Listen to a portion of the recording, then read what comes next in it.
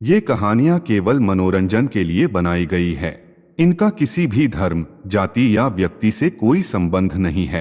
कृपया इन्हें एक काल्पनिक कहानी के रूप में देखें। पिछले एपिसोड में आपने देखा कि भैरवी ने हमें तांत्रिक से बचाकर एक तिलिस्मी गुफा के चक्र के अंदर सुरक्षा दी, लेकिन तांत्रिक ने अपना गुस्सा मुझ पर उतारा। उस गुड़िया के जरिए जो मेरे नाम से बंधी हुई थी, मेरे मुंह से खून जा रहा था। हर पल मैं मौत की राह पर था। मेरे पास वक्त ज्यादा नहीं बचा था। मैं रजिया के चेहरे को छूकर साथ बिताए हुए पल याद कर ही रहा था कि अचानक रजिया की पलकें धीरे धीरे खुलने लगी। रजिया, तुम ठीक हो? ये कौन सी जगह है? और अली कहाँ है? रजिया, घबराओ मत, तुम अब सुरक्षित हो। अली यही है, तुम्हारे पास। अली, अली बेटा जल्दी आओ यहां। देखो, तुम्हारी अम्मी को होश आ गया है। मैंने जैसे ही अली को आवाज लगाई, वो तुरंत दौड़कर मेरे पास आया। उस पल मेरी रूह को एक नई ताकत मिली, जैसे मौत के अंधेरे में एक रोशनी चमक उठी हो। रजिया की आंखों का खुलना सिर्फ उसकी जिंदगी का नया सफर नहीं था, बल्कि मेरी सारी उम्मीदों का सहारा भी था। अम्मी, आप ठीक हो ना? मैं यही हूं। मैं ठीक हूँ मेरे बच्चे। तुम सब मुझे कहाँ ले आए हो? ये कौन सी जगह है? अम्मी, मुझे भी नहीं पता ये जगह कौन सी है। बस हमजाद और अब्बू कह रहे थे कि हम यहां सुरक्षित हैं। रजिया, बस इतना समझ लो कि हम एक सुरक्षित जगह पर है।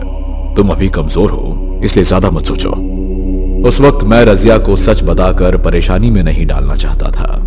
मैं जानता था यह सुकून सिर्फ कुछ ही दिनों का मेहमान है, लेकिन अगर मौत जरूरी है तो कम से कम उसे खुशी के साथ गले लगाने दो। शायद यही मेरी जिंदगी का आखिरी सुकून हो। हमजाद, हमारे पास और कितने दिन बचे हैं? ओह, सिर्फ 13 दिन बचे हैं मेरे आका। मैं दिन ब दिन कमजोर पड़ रहा हूं। मेरे सारे अमल अब बेकार साबित हो रहे हैं। मैं जानता हूं हमजाद, ऐसा इसलिए हो रहा है क्योंकि तुम मेरे जिस्म में लतीफ हो। जब पिछली बार मेरा जिस्म सर से जुदा हो गया था, तो उस वक्त तुम्हारा भी जिस्म गायब हो चुका था। आपकी बातें दुरुस्त है मेरे आका, और इसका मतलब यह है कि मेरे साथ तुम भी खत्म हो जाओगे। जी मालिक, लेकिन मुझे आपसे कोई शिकायत नहीं है। शायद आपके साथ खत्म हो जाना ही मेरी तकदीर है। तकदीर अगर ऐसी ही है तो मैं चाहता हूं कि मेरा हमजाद आखिर तक मेरे साथ रहे। तुम मेरी रूह का वो हिस्सा हो जिसे मैं कभी खुद से अलग नहीं कर सकता। लेकिन यह हमेशा के लिए मुमकिन नहीं है मेरे आका। आज नहीं तो कल मुझे अपनी दुनिया में लौटना ही पड़ेगा। उसके इन अल्फाजों ने मेरे दिल पर एक बोझ सा रख दिया। मैं खुद को दुनिया का सबसे बदनसीब समझ रहा था। मेरी आंखें भर आई। इससे पहले कि मैं हमजाद को कुछ कह पाता, अली वहां आ गया। अब्बू, आप दोनों यहां हो? मैं आप दोनों को वहां ढूंढ रहा था। हाँ बेटा, बस यूं ही बातें कर रहे थे। अली को देखकर हमजाद भी मुस्कुराता है, लेकिन उसकी मुस्कान के पीछे एक आखिरी सफर का इंतजार था, जिसका हम दोनों बेसब्री से इंतजार कर रहे थे। आखिर कब तक मैं इस दुख के सैलाब में बहता रहूंगा? मेरे मन में ऐसे कई सवाल उभर रहे थे, और तभी कई सारी सुइयां मेरे शरीर में चल रही। तू कहीं भी जाकर छुप जा, लेकिन मेरे किए हुए मंत्र को तो तोड़ नहीं सकता।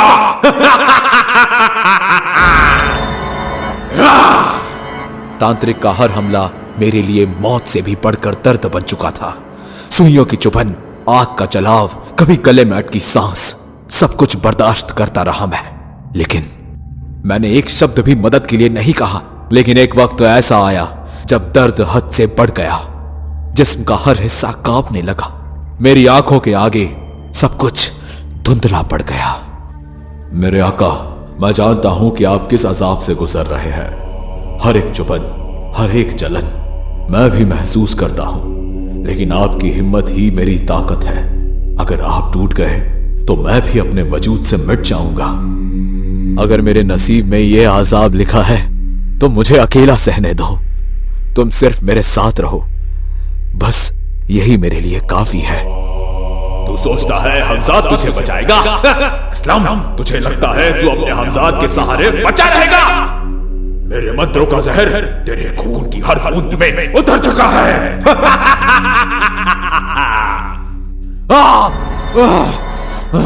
मेरी सांस रुक रही है। हमजाद, लगता है कोई मेरे जिस्म से रूह को खींच रहा है। मेरे आका, ये क्या हो रहा है आपको? आपका चेहरा सफेद पड़ गया है। तांत्रिक, तू समझता है कि तू जीत जाएगा? यह गलत सोच है तेरी। जो दर्द तू हमें दे रहा है, उस दर्द का हर हिसाब तुझसे वसूल किया जाएगा। तेरे पास अब सिर्फ 13 दिन बचे हैं हमजाद। जा, बचा ले अपने आका को। हमजाद मजबूर था, इसलिए चाहकर भी कुछ कर नहीं पा रहा था। तांत्रिक के जादू ने मुझे बिस्तर तक सीमित कर दिया था। भैरवी ने भी मुझे बचाने के लिए अपनी तमाम कोशिशें की, पर सब बेकार साबित हुई। अब मेरी जिंदगी की डोर सिर्फ 13 दिनों तक सिमट चुकी थी। अब धीरे धीरे एक एक दिन वो घड़ी करीब आते जा रही थी। एक रात आसमां में बादल घनघोर घिरे हुए थे और गुफा के बाहर से भेड़ियों की चीखें हवा में गूंज रही थी। वो रात मेरी जिंदगी की सबसे भयानक रात थी। गुफा के अंदर मैं पड़ा हुआ अपनी सांसों की गिनती कर रहा था और उसी वक्त भैरवी और हमजाद ने फैसला किया कि अब तांत्रिक को ढूंढना ही होगा। जंगल की गहराइयों में मौत उनका इंतजार कर रही थी।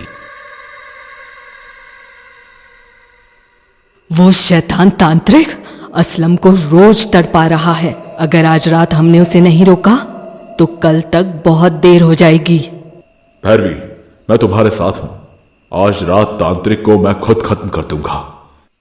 हमजाद और भैरवी उस तांत्रिक के बारे में बातें कर ही रहे थे कि अचानक जंगल के बीचों बीच वो तांत्रिक प्रकट हो गया। तुम दोनों सोच रहे हो कि मुझे रोक पाओगे? मुझे रोकना आसान नहीं।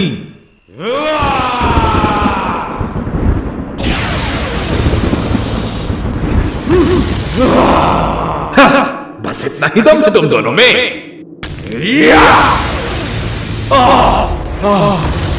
हमजाद संभालो। तू बीच में ना आ भैरवी। तू शायद भूल रही है, तेरी एक बूढ़ी मां भी है। अगर तू उसकी सलामती चाहती है तो मेरे रास्ते से हट जा। मैं तेरी धमकियों से नहीं डरने वाली दुष्ट तांत्रिक। भैरवी और हमजाद उस तांत्रिक से लंबे समय तक लड़ते रहे, लेकिन आखिरकार उनकी सारी कोशिशें बेकार साबित हुई। मजबूर होकर दोनों थक हार कर वापस गुफा में लौट आए। अरे तुम लोग कहाँ चले गए थे? और तुम्हारे शरीर पर ये घाव, सब ठीक तो है ना?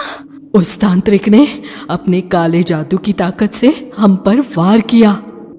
ना जाने वो मनहूस तांत्रिक हमसे क्या चाहता है।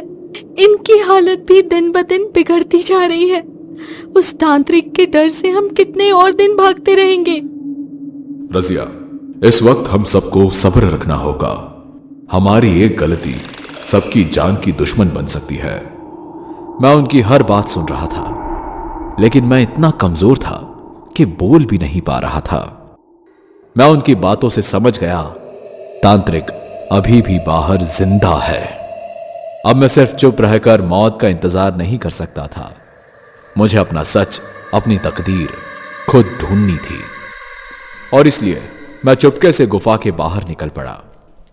असलम, कहां जा रहे हो? भैरवी, मुझे जाने दो। अब मैं और सहन नहीं कर सकता। गुफा के बाहर अब भी तांत्रिक की ताकत का असर है। वहां तुम सुरक्षित नहीं हो। मैं जानता हूं, पर मुझे यह भी पता है कि यह रात मेरी आखिरी रात हो सकती है। अगर मैं यहीं उनके सामने मर गया तो अली और रजिया कभी खुशी से जी नहीं पाएंगे। इससे अच्छा होगा कि मैं उनसे कहीं दूर जाकर मर जाऊं। मैं बस 2 ही कदम आगे बढ़ा कि मेरे लड़खड़ाते कदमों ने जवाब दे दिया और मैं जमीन पर गिर पड़ा। अपने आप को संभालो असलम, रुक जाओ। भैरवी, लगता है वक्त आ गया। हमजाद, मेरे हमजाद।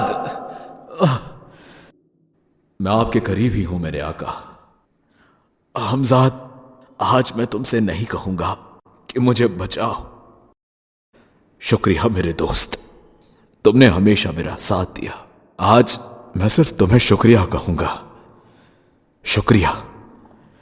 बस अब कुछ ही देर में मेरी मौत हो जाएगी हमजाद। हम दोनों इस दुनिया के जाल से आजाद हो जाएंगे। अब्बू, आप ऐसा क्यों कह रहे हैं? अली, रजिया, आप हमें छोड़कर नहीं जा सकते। कुछ नहीं होगा आपको। रजिया, मैं मरने वाला हूं, यही सच है। खुदा के लिए ऐसा मत कहिए। नहीं अब्बू, आप नहीं मर सकते। हम सब आपके बिना अधूरे हैं। अली का मासूम चेहरा आंसुओं से भीगा हुआ था। मैंने उसे गले लगाया और माथे पर चूमते हुए कहा, मेरे बच्चे, तू मेरा शेर है और शेर कभी रोया नहीं करते। तू कभी अपने मां का साथ मत छोड़ना, उसे कभी अकेला मत रहने देना। रजिया, मैं हमेशा से तुम्हारा गुनहगार रहा हूं। मेरी वजह से तुमने कितने दुख सहे। शायद मैं कभी तुम्हें वो सुख नहीं दे पाया जो एक पति को देना चाहिए था। नहीं, नहीं।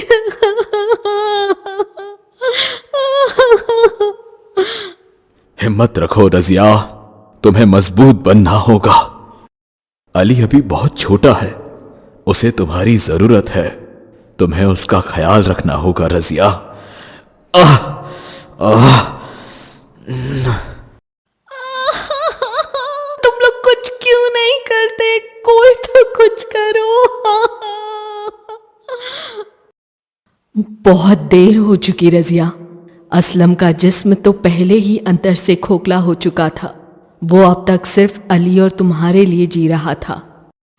भैरवी ने बस अपनी आंखें झुका ली थी। सब कुछ खत्म हो चुका था। मैंने एक लंबी सांस ली, जैसे दुनिया का अंतिम हवा का झोंका मेरे सीने में घुस गया हो। उसके बाद सब कुछ हल्का हो गया। ना दर्द रहा, ना आवाज, सिर्फ एक अजीब सी नरमी, जैसे वक्त ठहर गया हो। रजिया की चीखें मुझे अभी भी सुनाई दे रही थी और हमजाद की आंखों की रोशनी धीरे धीरे अंधेरे में बदल गई। हेलो दोस्तों, हमारे चैनल की लेटेस्ट वीडियोस और सभी अपडेट्स के लिए हमें फेसबुक और इंस्टाग्राम पर जरूर फॉलो करें। दोस्तों, इस कहानी का अगला हिस्सा देखने के लिए हमारे साथ जुड़े रहिए और अगर आप चैनल पर नए हैं तो चैनल को जरूर सब्सक्राइब करें।